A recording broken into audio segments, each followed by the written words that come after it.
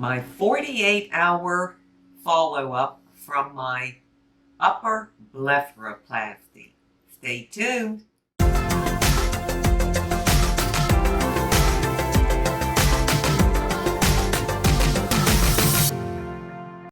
Hi, and welcome to my channel. I hope I'm not freaking anybody out. I don't have my sunglasses on today. I wanted to give you an update because it has now been 48 hours since my eyelid surgery, which was on Tuesday. Now, they say the first 48 hours are the most important. That's where you have to really be still, rest your eyes, ice every hour, things like that. And I have done so well. If you watched my video from yesterday, which was the first 24 hours after the surgery, I hope you can see that I look, well, a little better and maybe a little worse. And they say the second and third day are the worst, where you look the worst. And then it takes a turn, you start to look better. So before I get into some of the details, I just want to welcome you. Thank you for being here. Thank you for all your support. If you're not already subscribed, please subscribe to my channel. Ring that bell. Give me a like if you like it. And leave me a comment. Okay, well, I've had a couple people that are considering this surgery or have known that they need to get it, but they just haven't done it yet. They're not comfortable or they're afraid like I was. And I have one subscriber that shared with me, she was so happy when she saw my video yesterday because she has her surgery scheduled for October the 30th. So this was a perfect timing for her. So if this helps anybody, then I am so grateful because I know I needed help. I was looking for it everywhere because I was pretty panicked over it. So here's the changes after 48 hours. Number one, I don't know if you can notice, if you look at my video from yesterday, which I'll have linked below, I couldn't open my eyes very wide. They were more kind of like this because they were kind of tight and they just wouldn't open. Now they're open, maybe not completely, but so much more. I can see really good today. In fact, I got to watch a couple videos, of the people that I follow, and I got to leave a comment. Yay! That was so exciting, and I'm going to get working on my comments on my video sometime this afternoon. Now, I'm a little more bruised today. Yesterday, it was just this eye, let me see, my left eye, that was bruised on the outside corner and the inside corner. The right eye not. Now, this morning, the right eye is bruised, but not near as much. It's, again, on the outside corner and the inside, but not as bad. And other than that, and my eyelids are still swollen. I think you'll probably be able to see that. But my whole face, nothing. I have no swelling, no bruising. And they said that's to be expected, to be swollen down to about mid-cheek. And to have like yellow bruises and that down here. I don't have any. Today I put some blush on just to kind of look a little bit alive and some pink lipstick. Other than that, of course, you can't wear any makeup anywhere else. And so I'm very pleased. I feel good. I've been walking around the house and I'm just so happy that I can see and, read some print now. My eyes aren't real cloudy. So that's a wonderful thing. Well, I'll give you a few details. Now, now my days are all mixed up. When I went in Tuesday and checked in to have it done, of course, I went in a room. These are just basic details.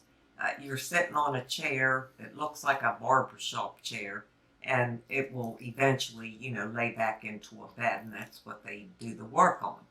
But they just asked me questions. They took my blood pressure, vitals, all that. They asked Do you take any medications? Do you have a family history of anything? Just general stuff like that. And then they put one of those caps on me, to keep your hair out of the way. And they wheeled me down in that barbershop chair, which laid down, wheeled me down into the OR. And that's when it got a little scary for me. That's when I started to feel a panic attack coming on, because I wasn't getting anything to knock me out. And that's when it got very real. I have never seen the inside of an operating room. Well, I guess when I had my children, I did, but my gosh, I was, 18, 20, and 23 or something, so I can't remember. But, it's big, it's cold in there, there's equipment in there, and above was these big lights, and it was just creepy, it's kind of like what you see on TV. And I started to get panicked, and I thought, oh my gosh, this is getting too real. I don't know if I can do this. And I had a fleeting thought, I'm not going to do it. I'm just going to get up and tell them I can't do it and just get off the table and leave. But thank God, because of the scriptures that I had so deeply implanted in my heart and in my mind, and I just drew off of those. And that kept me there. And there were a couple nurses in there. They were, doing their thing. And they washed everything. They even wash your ears. And it was real cold. Whatever they use, it's very cold. And I can remember thinking, my gosh, I feel like, when you dunk your head under water and your ears get all plugged up. I mean, they were going in my ears and washing everything. I guess that's for sanitary reasons. There's a blood pressure cuff that stays on your arm, and it just turns on and off about every, 5 or 7 minutes during the procedure. I guess it's just monitoring your blood pressure, and that thing on your finger that stays on. I guess that's all standard. I'm no medical person. And let me see what else was. I know what they did. This was the weird part. They put this thing all around your head. It's like a draping, but they felt like glued it on. It was stuck. I mean, when she pulled it off, I thought she was going to rip my face off. And I could feel them, and they went all around here, up and around, over the forehead and back down. So just this part of your face is exposed to the surgeon, and the rest is like a big drape, but it's stuck on. And all I kept thinking about, this will sound silly, was I'm so glad that I didn't become Sister Ida Marie, because it felt like a habit, like the nuns wore. And I remember they fit so tight on those nuns, because it always looked like their skin was bulging out, from around the habit.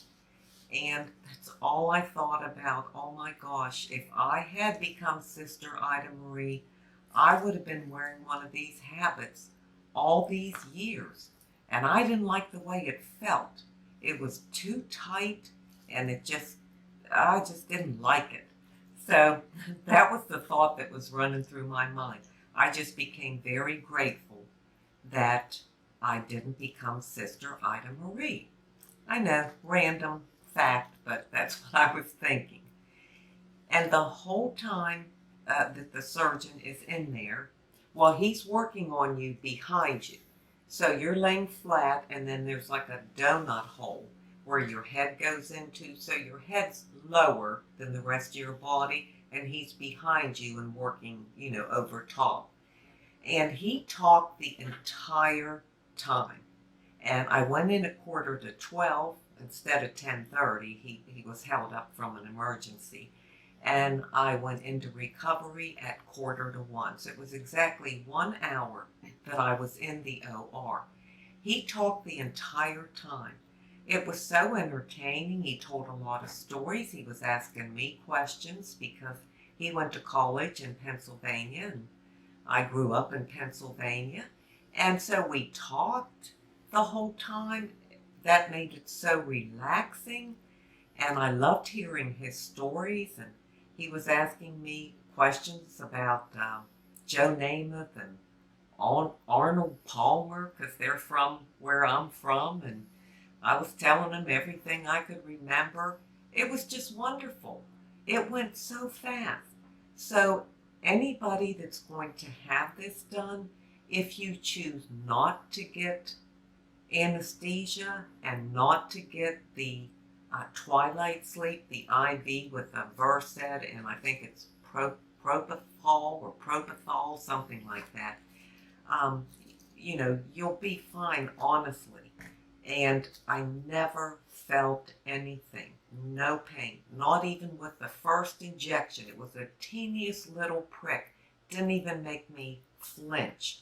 And once he put that in, it started numbing, and then I could feel he was going all around in each eye. Put several injections that, it's kind of like Novocaine, like what you get when you get your teeth pulled. And that's it. I felt nothing. I was comfortable. He had a fantastic personality. He kept me engaged and talking the whole time. It was a great experience. So anybody that has fear like I did, and I had a lot of it, you don't have to. Honestly, I promise you, I did just fine. I will admit, when I first got in that OR, I had a moment of panic, like I said, because it then became really real. Like, oh my gosh, I'm in an operating room, which, it's not me. But that's it. I was fine. Afterwards, they wheeled me back to the recovery room. Of course, I didn't have to recover because I didn't have anything. They gave me water, goldfish. She told me, she put ice on my eyes for 15 minutes, and then she said, you can get dressed. I got dressed, and Dave was there to pick me up, and I went home. And that was it. That was the only other question I had, was I had to get undressed and put a gown on. They said, take everything off except your underwear. And I said, even a bra? Yes, everything except underwear. Why? You're working on my eyes. Why could I not have my clothes under my gown and at least a bra? I don't know what the answer is, but I didn't like that part. But I guess maybe that's standard. I don't know. A nurse would know that. Dawn, do you know? Mona? Mary Ellen? Anyhow, that was that. Then I went to the doctor yesterday. He checked the stitches and everything, and he examined my cornea again. They put numbing drops in my eyes. I said, why are you doing that again? Because he wanted to look at my cornea. Because he's an ophthalmologist, and he's an ophthalmic oculoplastic surgeon. That's it. That's a mouthful. He's also concerned about the health of the actual eye. So he wanted to check my cornea to make sure no tissue was disturbed or there was no dryness or anything. And it was perfectly fine.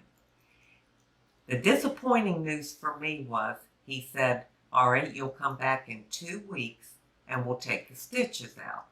That'll be November 4th. And I was shocked. 2 weeks? Everything I read, every video I watched from doctors and other people that had it done, they said 1 week the stitches came out. Well, I guess, because of my age and because I had so much extra skin, that's why mine are in for 2 weeks. If you're younger and you have hooded eyes and they bother you and you do it just for cosmetic reasons because you don't like the hooding, you don't have that much skin at 40 or 50 that you do at almost 70. So because of all the excess skin, and I guess maybe it was deeper stitches or longer stitches, I don't know. I have to have them in for 2 weeks. So I don't like that part, but that's okay. They'll come out November 4th. So I'll show you a close-up again of how I look today. And then I'll wrap this up and give you a great inside beauty tip. All right, so here's what I look like now at the 48-hour mark. I'll close my eyes so you can see the stitches. I know it looks purple kind of right above the stitches in the center, and that's not bruising. It's like a light purple, like a lavender. That's from the marking pen. He uses a pen, an ink pen, or a marking pen, to where he wants to make the incisions. So that's what that is. I guess eventually that'll come off. And let me show you on each side. And as you see, that comes out really far. And on this side, here's what the eyes open. And I believe I said yesterday, the reason these come out so far is because of the heavily hooding I had out here, which was really affecting my peripheral vision. You know what this looks like when I look in the mirror or look down and see it? It looks like a really bad wing liner job. Like I tried to put on a wing liner and missed my eyelashes. I put it above the lashes because it comes way out like a big wing eyeliner. So anyhow, that's what I look like. Well, I won't be doing any more like updates. I'm not going to do one every day, what I look like every day, because I don't think that's necessary. You'll see me in my videos. I won't be able to wear makeup, and I'll look kind of like this, but the bruising should be gone. However, I have pre-filmed, I don't know, 2 or 3 videos. So probably the videos that you see next week, maybe the next 2 or 3, they're all pre-surgery. And then you'll see on November 4th, after I get the stitches out, that'll be like my next update. But if you have any questions, please feel free to ask. And let me give a mention to a subscriber of mine, Jackie, with these glasses. Jackie told me about these glasses back in the summer when I was trying to find sunglasses that I could wear over my regular glasses, and she told me these are specifically made for that reason. And I love them. I got 3 pair and I wore them all summer, and they wrap around. They have really helped. Well, I'll tell you what, I have worn these glasses until this afternoon every minute of the day. I've slept in them. I have not taken them off. And I think that really helped me. No doctor said wear sunglasses, in the house and while you sleep or anything. But I didn't have any light coming in, irritating my eyes or making me blink a lot. And it was just soothing. And I really think these made a world of difference. So if you ever get this surgery, put dark sunglasses on for the first 48 hours. Leave them on in your house while you sleep, everything. It worked fantastic. Well, now it's time for that inside beauty tip. And today's inside beauty tip really means a lot to me. I learned a lot. And it's one I'm very familiar with. Proverbs 3:15. Trust in the Lord with all your heart and lean not on your own understanding. It's a very simple scripture, very self-explanatory. I've known it. I've said it for years. Never has it had the impact that it has for me through this experience and during this circumstance. I really learned what that really means, because of course I trusted God. I trust God in all things. But when it came to this, my trust wasn't the level that I thought it was.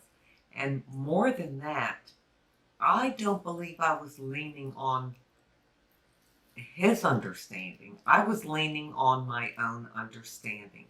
Because every time I was at a place of peace with it, then I would let these thoughts come in.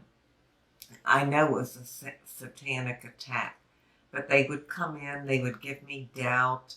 I would start to question myself, and what if this, and what if that, and all those things, instead of just resting in that word, in that scripture, and leaving it alone, surrendering it all. And I certainly learned that during this experience. I definitely know what it means now not to lean on my own understanding, and I pray that I will never do that again. That message is now sunk deep into my heart and my spirit. Well, that's my inside beauty tip for today. I thank you all for being here. Thank you for your support. I really appreciate it. And until we meet again, this is the old girl signing out. See ya.